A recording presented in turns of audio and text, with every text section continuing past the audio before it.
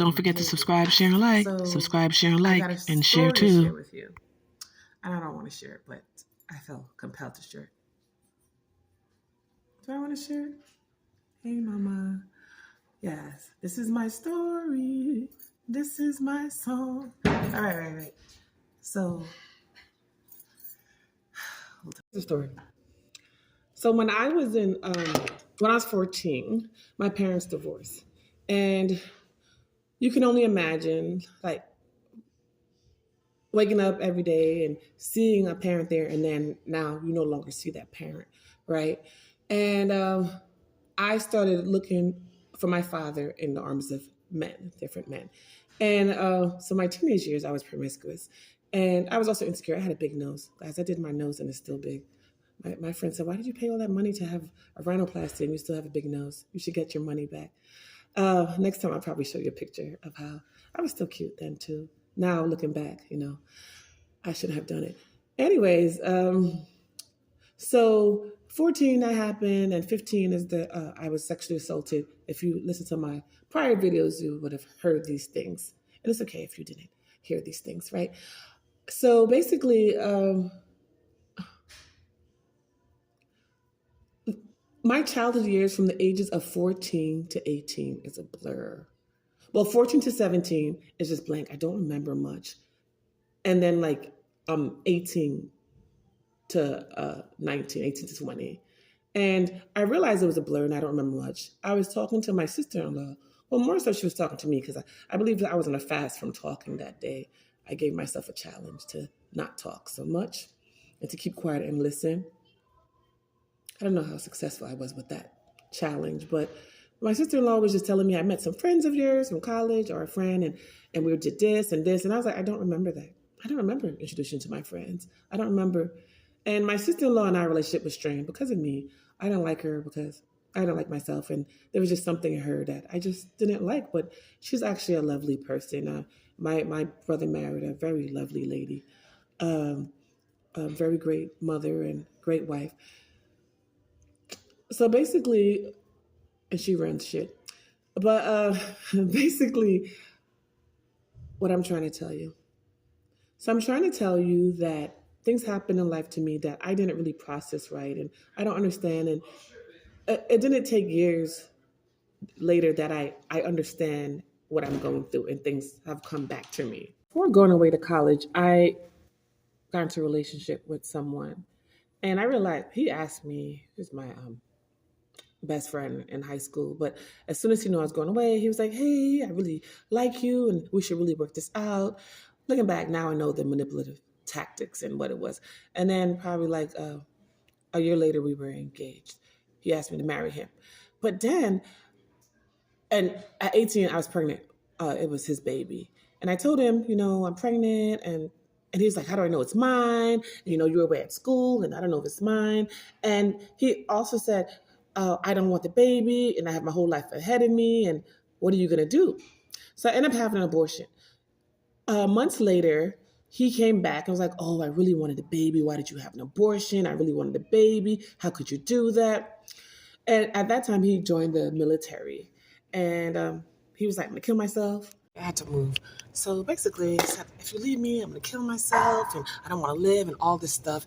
And he was stationed somewhere in Petersburg, in Virginia. So I called headquarters or whoever I knew in the military out there. And I was like, listen, you got this a enlisted soldier who keeps texting me and calling me saying he's going to kill himself, and this is his room, this is information, this is his name, da-da-da.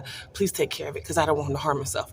And then I just ghosted him. I blocked him because I realized he was doing some manipulative stuff, gaslighting, and I wanted nothing to do with him. And then I had already found out that he slept with my best friend. My best friend slept with him. So I was like, I want no part, right? So basically,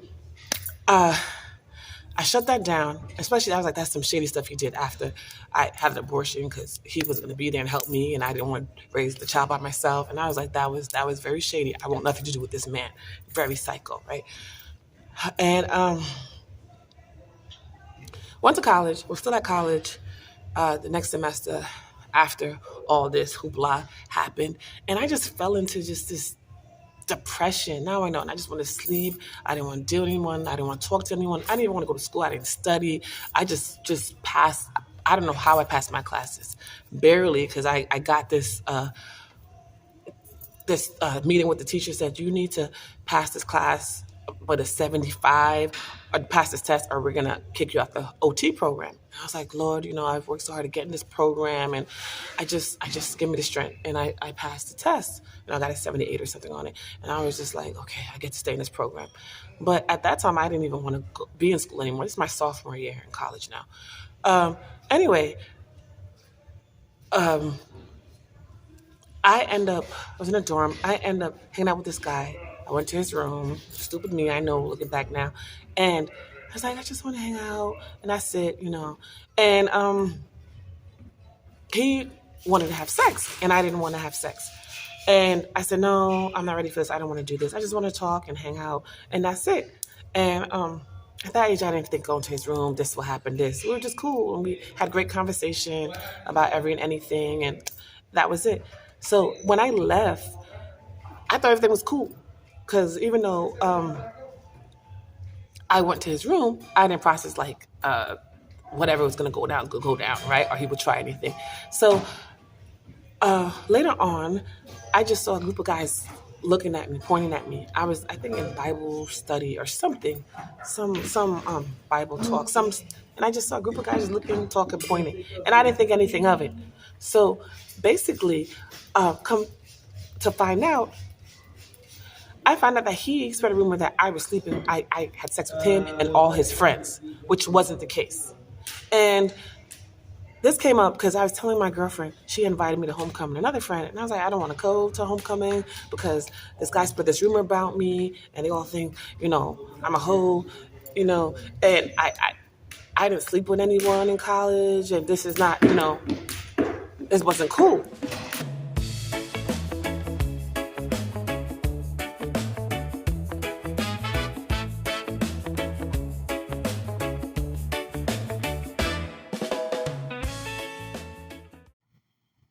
So I'm here to tell you that people are going to believe what they're going to believe. So fuck them. Live your life. They're going to believe whatever, whether it happened or not, Just be reassured that God knows the truth and you know the truth.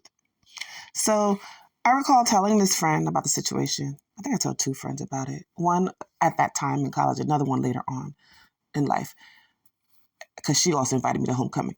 And I just remember seeing her eyes glaze over. I was like, yeah, whatever. It's like a yeah, whatever expression. And then I just stopped talking. And I just stopped talking. So I'm always reminding myself that people, I promise you, you cannot, and you will never walk a day in my shoes. You cannot. But you probably saw my toes and the bunions and the corns. And you don't want to walk a day in my shoes. I get that. So, but a few years later, I returned to school for Yard Fest. And to go to a bookstore, because as you know from my other video, I love books. And I especially love books from Black authors. I bumped into this guy who lied on his penis and said I slept with him. He said, sorry, Trisha. And I said, for what? And he said, sorry for spreading a rumor that you and I were sleeping together and you slept with all these people, all my boys. Please forgive me. I said, no, I can't forgive you. I hope you can forgive yourself and you will get what you deserve. When people were talking bad about you, I stuck up for you. When they were saying how much of an asshole you were, I told them you're smart and give you a chance. So I can't forgive you, and have a good day. And that was it. So this story is for my younger self and to the young ladies and whomever is dealing with stuff that has happened in life. When you walk in your power and walk in your truth, and when you speak your truth, no one else can speak it for you, right? People can say X, Y, Z, but you've already said it. So it cannot hurt you, right? And that's how the devil and that's how the Satan come to attack you, try to say you're this, you did this. You say, yeah, I did. And what? And what? You got nothing on me. You got nothing on me. So I want you to share, subscribe, and like, and remember your power. Always remember your power. Bye. So I want to add one more thing. Remember when I said prior videos, I said I went to a therapist and she said, I think you have a personality disorder. I'm like, no, something's wrong with you. Go get your money back for this degree. You're lying. And I think she's right. Like looking back and how everything's blanked out and I don't remember. And even looking back, I've kept journals over the years. Like my handwritings are different over the years, through the course of the years. And it's like a different person wrote these things. And I also recall, so now it's not personality disorder, it's called dissociative identity disorder. And it stems from trauma, but and other issues in life. And it's when basically you switch to someone else. And I feel like within me, I'm the philosopher. I think I know everything. I want to educate you. And I'm the spiritual enlightener. Like I could quote you all these scriptures to you, and I'm going to pray for you. Then I'm the fighter, the warrior. I will jack you up. I go to sleep. I wake up fighting. I swear I'm a martial artist. And then I'm a freak. Like I want to spank you and be a dominatrix and still fuck you up. And then I just feel like one day I'm like, God, I don't know who are all these people trying to inhabit my body, but please tell them to leave me alone. So sometimes if you're with me and you hear me saying, leave me alone, I'm more than likely just saying to these people who are trying to come and bother me. And I really do feel like it's demonic in a sense. And this is the battle that I'm fighting. And I'm going to keep fighting. And God and I are surely winning and slowly winning. And I don't want to go back to the psychiatrist. And I don't want to, and I do have PTSD. I know that. But just like you can have high blood pressure, that's your heart working overtime and a lot of stressors on your heart. You can have high blood pressure and glaucoma, which is basically high blood pressure in your eyes. Someone can also have bipolar and depression. You can also have PTSD and dissociative identity disorder. So, as I fight my battles and as you fight yours, you keep going, you don't judge, you live your life, and you fuck them. Bye.